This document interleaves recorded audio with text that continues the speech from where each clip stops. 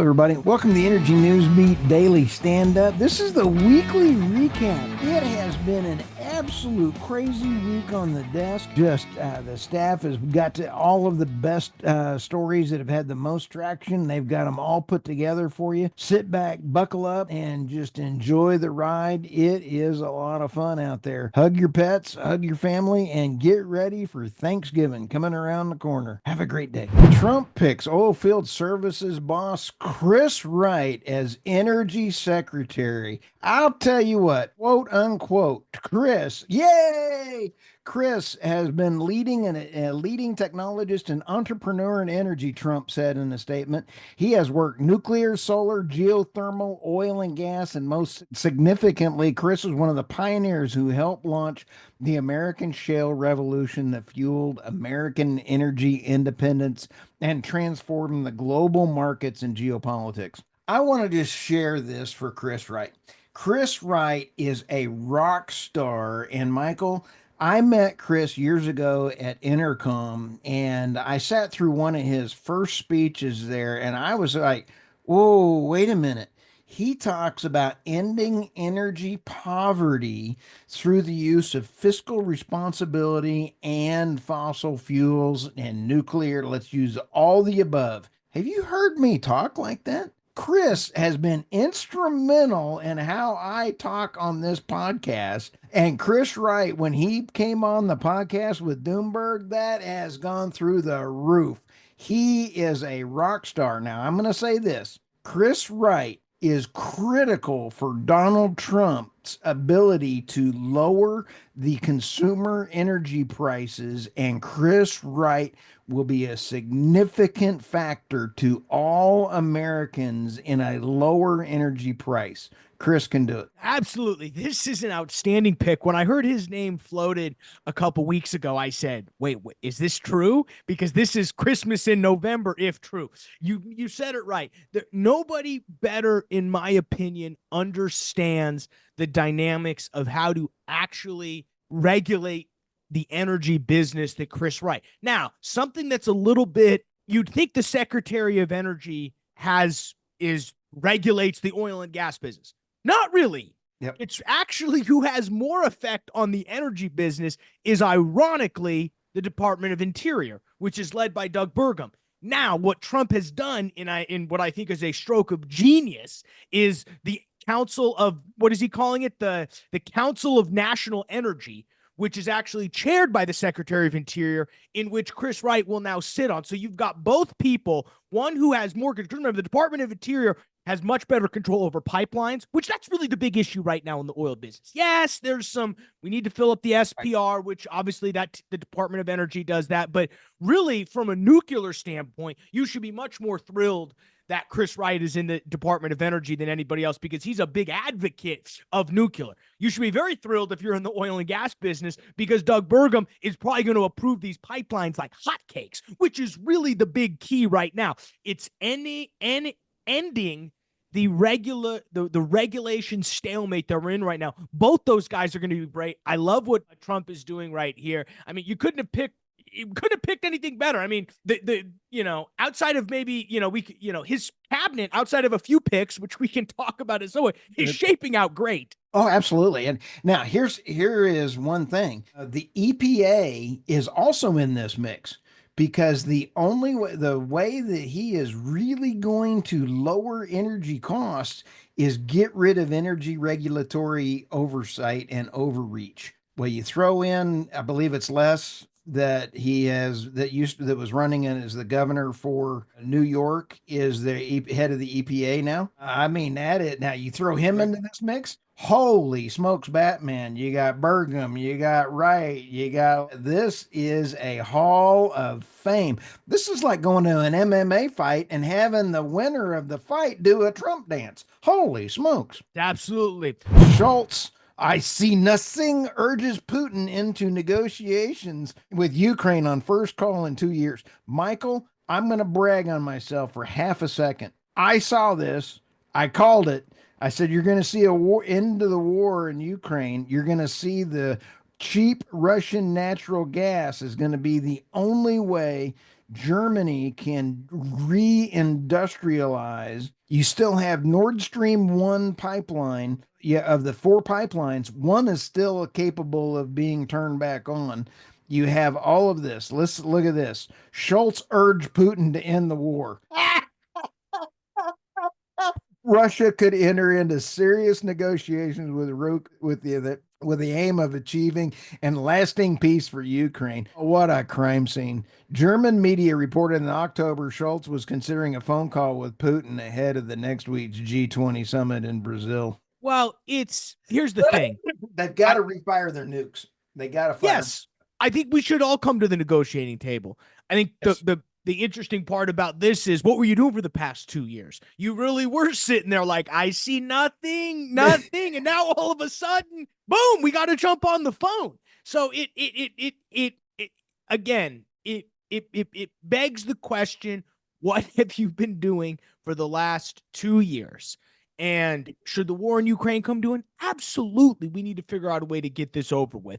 But what's already done is done. We can't go back 2 years ago and stop this from happening. Maybe we should have tried that 2 years ago before hundreds of thousands of people died, hundreds of billions of dollars were flushed down the drain, if only for this stagnate to continue. So we have to negotiate right now from where we're at. You could, reports are coming out that now the reason why everyone's freaking out is because there's the involvement of these North Korean troops, which is a disaster, by the way. I mean, you want to talk about a humanitarian crisis. Now Putin's just throwing North Korean bodies at this.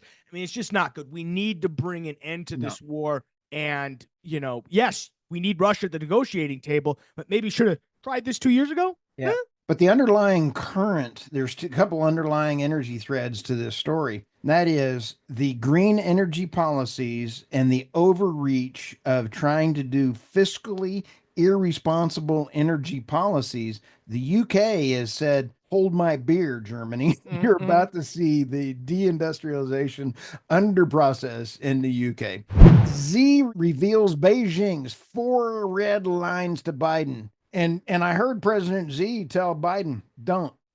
The Chinese warned the U.S. president against trying to hold back the country's economic development. As two major countries, neither China nor the United States, should seek to remodel according to the other one's will, suppress the other from so-called positions of strength, or deprive the other of legitimate right to development as to maintain its leading status, Xi said. A new Cold War should not be fought and cannot be won. Containing China is unwise, unacceptable, and bound to fail. So this is the same guy that just put President Biden, which I would have done as well too, possibly, I just want to say this, in the back row.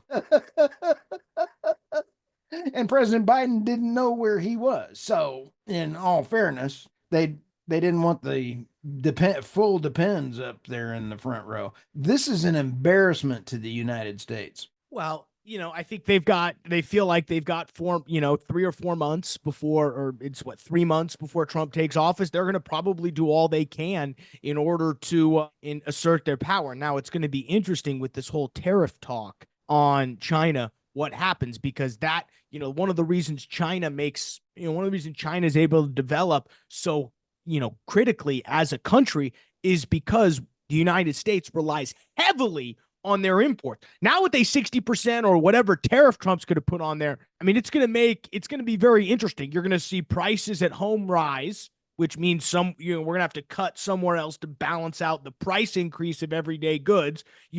Trump's talking about, what if we get rid of the income tax to offset higher tariffs? That can work. If it works out to be net neutral, we're good. But China's going to suffer. China doesn't want tariffs because most of the goods that they sell are sold to the United States. They don't consume a lot of their own goods. No. Now, this brings up the whole thing. Everybody's saying, oh, tariffs are bad to the consumers and it's going to raise consumer prices. No. In 1912, before 1912, there was no income tax. And consumers, the government was funded by basically, I believe it was less than 10% of GDP and tariffs. Tariffs funded the government. So once you got cutting the government, slashing the government expenses, you can live off of tariffs and not impact consumer costs. Well, we're going to The end of the agree to Fed, disagree on that. If we want to talk about what was going on in 1913, we still had Jim Crow laws in 19. So what are we going to bring those back too to balance everything out? I mean, worst argument in the world is, well, in totally an 1900s, that this is is totally time an out. The that you worst just brought argument, in. the worst argument in the world is in 1900 we did this, so that means in 2025 we have to do this. I There is agree a with you. reason I said that. The reason I said that is the Fed. The Fed may get ended. Yeah, all I'm saying is tariffs are they're going to raise prices. We're looking at a master's degree in economics on the board right there. I'm telling you, tariffs are going to raise prices. Now, if For prices raise by imported 15% and you cut the income tax at 15%, guess what? You're net neutral. Exactly. That's what. But don't try to argue with don't try to gaslight the American people by saying, well, your prices won't rise. Oh, they're going to rise. It's just a matter of where are we going to pull the money from? But if you offer the tax discounts for manufactured goods in the United States for the same product, people are going to buy the American brand. Yes, but there's not enough goods being made in America to where you can flip that like a switch. It's not a switch. But I know, so there's going to at least be a period of higher prices. So you immediately have to do something on the back end. That's all I'm saying. I'm not against tariffs in an ideal world. The problem is you have to understand, we talk about second order effects. It sounds very nice to say tax China, lower the income tax. Well, what's the second order effect of that? You see what I mean? And no, you can't argue with me about, well, back in 1914, this is what we did. It's like, okay, well, that economy, it was a quarter. Well, hang on, because the financial systems are going to change. And when you take a look at what got us here, Michael, you always have to look at history on how we got here. Well, now it's really the gold standard. It's going off the gold standard is what put us in the situation we are now. Exactly. But that's got nothing to do with tariffs and whether tariffs raise prices or not. No, I disagree, because once you get off of the gold standard, why was JFK killed? Hang on. JFK, 10 days before he was killed, put us on the silver standard. Okay. Germany rejects vessel carrying Russian Arctic LNG but continues indirect imports. This is really kind of a continuing theme over here that we just talked about. Russian LNG may not be critical to European natural gas supply. I guess it's one of those things to end up with some Russian gas in your pipeline supply, but it's another to actually unload a shipment of Russian LNG from a Russian vessel into a German terminal, for your point, Sal. We don't want receipts. No. We don't mind the molecules. We don't want receipts. Yeah, absolutely. I mean, they don't. It's absolutely crazy. Indirect Russian gas flows still. Oh, yeah. Come on, man. Michael, I've said this. We're going to see an end to the war. The Ukraine war is a crime scene. We're going to see an end to it, and they're going to start buying Russian natural gas. Yay. Let's all. Wow. Unless, Ukraine starts lobbing these long-range missiles into Russia. Oh, that just drives. How Trump energy plan could actually benefit the environment. I'm sorry, Trump lives just rent-free in a lot of people's minds. A second Trump administration focus on increasing natural gas production exports could lead to a decrease in global CO2 emissions. That is, let me hold on, Michael. Fact check true. U.S. natural gas can displace coal and other dirtier resources, particularly in developing nations. At the 29th Conference of the Parties, COP29 in Azerbaijan, attendees are full dire prediction that the world climate will worsen under President-elect Trump. It ain't going to happen. More gas is the only way we're going to actually do better. Yeah, I mean, first off, I do find it funny they're holding COP29 in Azerbaijan, a oil and gas. It's like they were holding it in. It's like holding it in Riyadh, Riyadh.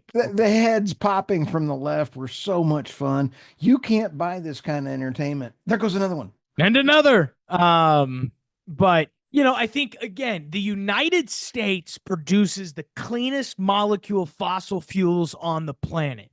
Yep. And China's not going to reduce their emissions. Okay. Nope. So what do we need to do? We need to somehow figure out how to make our production, while not giving up our fossil fuel advantage, considering we have some of the world's largest natural gas reserves. I mean, it's not the largest, but we've got a lot of natural gas here.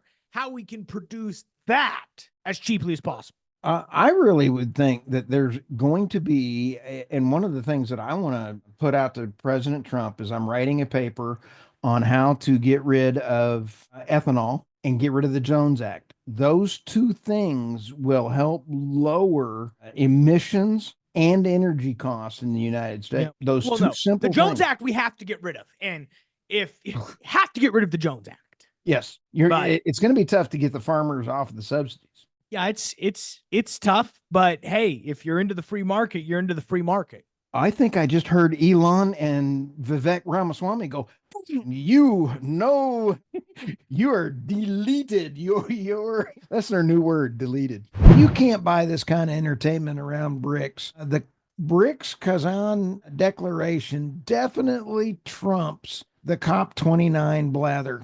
COP29 got together and they did not sign another deal banning fossil fuels. They did basically come out and say, we want another $1 trillion. I'll go into that here in a second. But what comes out of Kazan on BRICS meeting is very critical. Attendees of the 16th annual BRICS summit represented more than 45% of the global population and 35% of the global gross domestic product, and included representatives of Saudi Arabia, China, India, Brazil, and the United Arab Emirates. The declaration they signed builds on their already strong and economic deployment ties.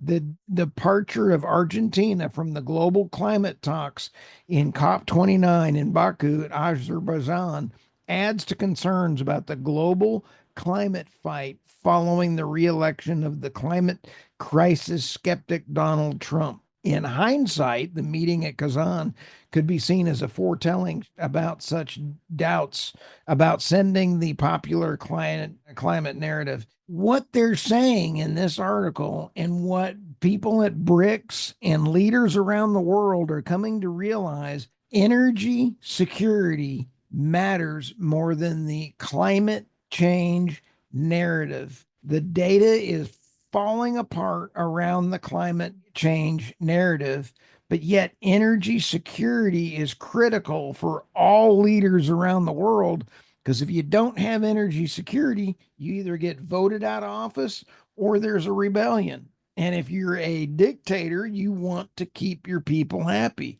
So let's see about how all this turns around. Let's roll over to Ford plans 4,000 job cuts in Europe as EV loses momentum. I'll tell you what, in the EV space, Tesla will survive. If you're not Tesla, get out. And then we're seeing that GM and I believe another one are doubling down and saying, we are going to stay in it. Reductions amount to 14% of the car makers' local workforce in the EU. Will look to eliminate another 4,000 positions in Europe, further wrenching within a region within transition to electric vehicles is losing traction industry-wide. That's a lot. Ford vowed in early 2021 to drastically overhaul its business in Europe, saying it would almost completely electric by the end of the decade. Oops, that transformation hasn't been going to plan, with the company announcing last year that it would slash 3,800 jobs. Peers, including Volkswagen AG and Stellantis NV, have issued profit warnings in their recent months, citing the broad slowdown in electric vehicle sales. Wow. Chief Executive Officer Jim Farley is pressuring executives worldwide to lower costs that have put Ford at a competitive disadvantage to its rivals. Ford plans to cut an additional 2,900 positions in Germany, 800 in the UK, and 300 in the rest of the region.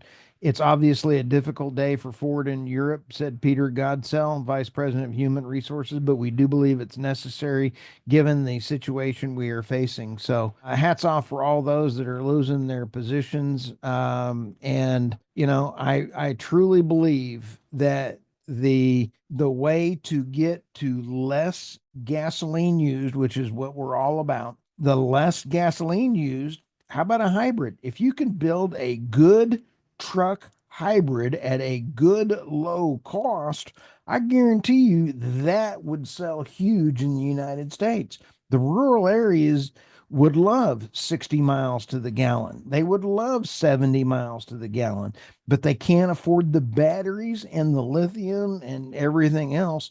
The technology could change. So that's a whole nother animal.